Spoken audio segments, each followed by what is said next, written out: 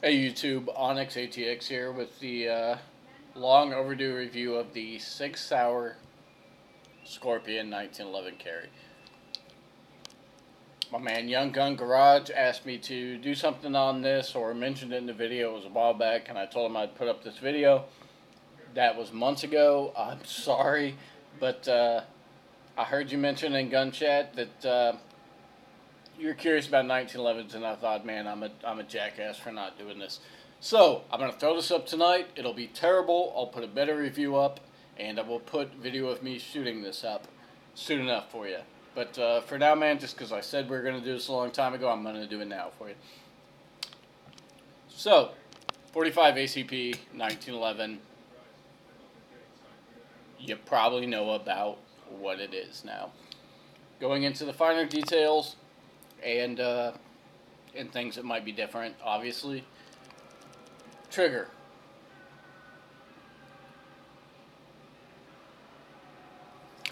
I think it is fantastic. I had some reservations at first, but feeling this, phenomenal to me. I like it. Maybe it's just this particular one. I've heard people mixed reviews. I don't have anything to say. Supposedly about a 5.5 pound or 5 pound trigger, 4.5 pound. I don't think so. If this is 5 pound, this is 8 pound. It has about a 0.5 millimeter of play, enough that you can feel a tiny bit of pressure on there. And when you apply gradual pressure slowly, it will break before you know it, which is wonderful when firing it.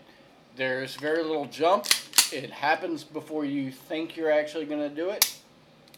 But there is enough play that you have to be squeezing the trigger intentionally for this thing to discharge. Second difference people might notice, this is an external extractor. I've had no issues with it. I'm fine with it. If you want more traditional ones, that's your call. Me, it works. It works great. I'm happy with it. Of course, 102 years ago, we did not have this rail sitting here on the bottom. That's on there. I like it if I want to light. It's good. No complaints. And that's the main differences between this and what you would expect a 1911 to be. Kind of getting into the frills of it, the Cerakote Dark Earth finish, which I'm a fan of. However, I don't necessarily carry this, A, because it's heavy, B, because the capacity is A+1, and C, because I don't want to screw up the finish on something that I think I could be better suited carrying the 26 or the 17 and 9. However, I wouldn't really have a complaint if I did. It's just heavy, and if you want to carry a 1911, by all means go for it. Me personally, this is just not what I would want to carry. This is a home defense by the nightstand in a holster when I'm out in the woods type of firearm. And it's phenomenal for that. Going into the home defense side of things. For cocked and locked, you're good to go. That's fine. Ambi safety on there, so if I have to use it for whatever reason, offhanded, no trouble.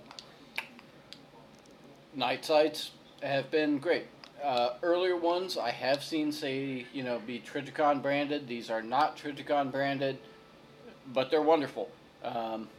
So if that deters you, if you think it's supposed to say that and it doesn't, don't worry too much about that. These are pretty damn good night sights. The grip. Some people like it, some people hate it. It's aggressive. I like how it looks. Some models, these sections can kind of look goofy, so you might want to look at the individual firearm, and which you should be doing anyway before you pick it up, to make sure that you're not getting one with goofy, silly swirls in here or something like that you're going to be angry about. Beveled magwell. Never a problem inserting a magazine. Never had to, worry about being off a little bit. Occasionally I'll hit the edge of that, throws it into the mag well nice. So, nice plus. Now, the divisive thing about this grip is probably the front checkering. This is extremely aggressive, to the point a buddy of mine was in love with it until he held it and said it hurt his fingers. Now, for an EDC, rubberized decal grip, love it. For something I don't carry that often, sandpaper decal grip. This is more aggressive than that. The front checkering will grab your fingers and lock it on there tight. So if that's a problem, if you have little girly skin that's going to get scraped easily, or you're going to get nervous about, my handgun being too rough against my fingers when I have to fire it, then maybe this isn't for you. If you want a very strong grip, whether your hands are sweaty, bloody, muddy, whatever it be, when you want to draw this and hold it tight and not worry about it flopping around or slipping on you, phenomenal. That's a big plus in my book. If I have to pull fast, I want to make sure that even if I'm not exactly perfect, that it's going to stick to my hands well, and I'm not going to have to worry about something flopping around.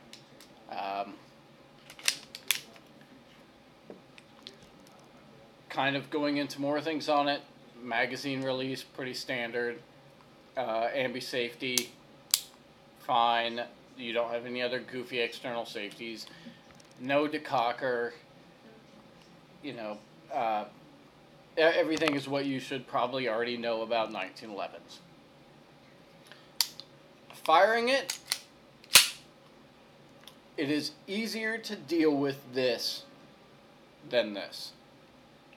The 26 is pretty jumpy. When it fires, that thing pops up kind of goofy. There's not a lot of room to hold on to it. If you take any time at all to practice, you'll get used to it fast. It's not a big deal. This is beautiful to shoot compared to that. I can do a mag dump with 8+1 at 15 yards and hit 3 to 4 inch group without trouble. And I'm certainly not the best shot, but if you learn how to manage the recoil and when to time your firing, with how the trigger is, with how just smooth the slide goes back, you can put rounds downrange very quickly. That being said, the last time I did that, after 500 rounds with one failure to feed, the failure to feed was on my 8th or 9th round. Brand new Sig magazines, not clean. Yes, I should have cleaned it and lubed it before, so that's my fault. The other failure to feeds were when firing extremely fast with the Sig magazines. Put me on record as saying if you go with something like Wilson Combat magazines, you're not going to have that issue. These Sig magazines are not the best. They are not bad, and apparently the newer ones don't have the tilt issues the older ones did. But if you want a very dependable firearm, make sure you have a very dependable magazine. I trust Sig for this. I don't trust Sig for this. I will trust Wilson Combat for that. But I have not had issues until about 500 rounds were firing. I have one of my 2 Sig magazines that twice had a failure to feed. It was the middle of the magazine. Both times it was 8+1, firing extremely quickly, did not properly chamber, tap, seated fine, slide kicked forward, kept going. Not a big deal. If I'm in my house and I have that issue, when I'm firing fast, tap, I'm good. It was replicated twice. It was a rare thing. But these are backup. Sig magazines are backup magazines. Go with something nicer. Again, not bad, but if I had one complaint, it would be that these magazines are not the same quality as the rest of the package. Speaking on quality, there's a few rough edges on the top of the barrel, if you can see that. It's not as polished, as nice as it could be. It's certainly not bad. Everything else I love. That's my quality issue, is it's not as polished as I could make it if I spent 3 hours on it. Tolerances, very tight, but not too tight. Things feel good. They feel like they're supposed to. They don't feel mushy. They don't feel I have to press a mag release too hard. It doesn't feel like the safety is going to flop all over the place. It's a nice positive click, click.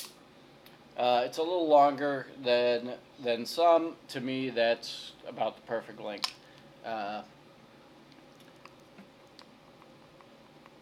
There is no real wiggle. There's enough to know that it's not one piece of metal, but if you sit here and go like this,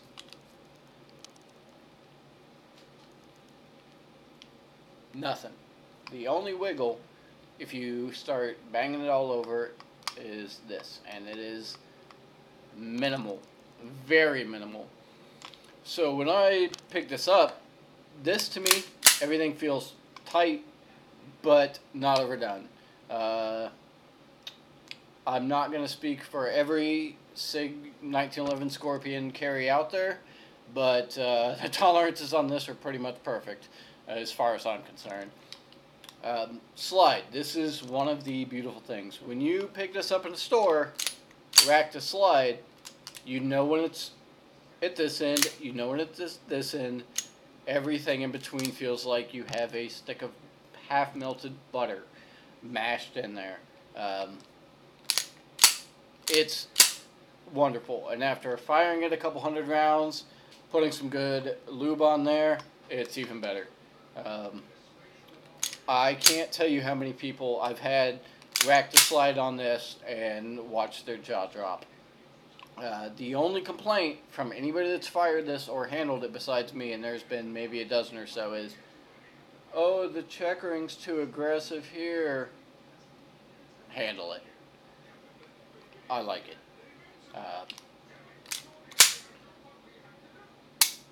If you are in the market for a 1911 that is mid-ranged, you might be able to get these now as low as $800, as high as $1,200. You know, go for it. Take a look at them in the shop. I definitely recommend this. If you don't like the Cerakote, if you don't like the grips on here, if you think it's ugly, maybe look at one of Sig's other 1911s that aren't quite this this modernized, I suppose is a good term.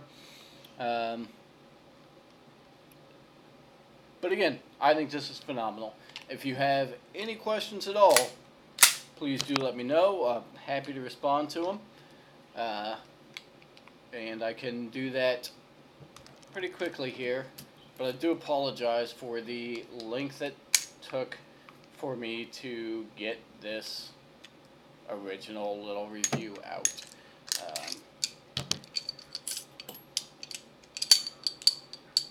Again, if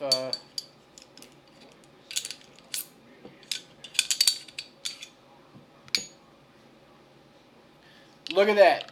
This damn video went all the way to the end before I started stumbling over myself, and I'm not recording it in. Again, Young Gun Garage, be happy I did this. It's 3:15 in the morning.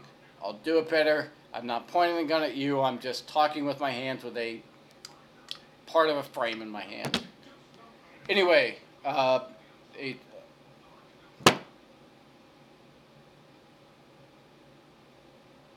we're done with this. If you have any questions, ask me.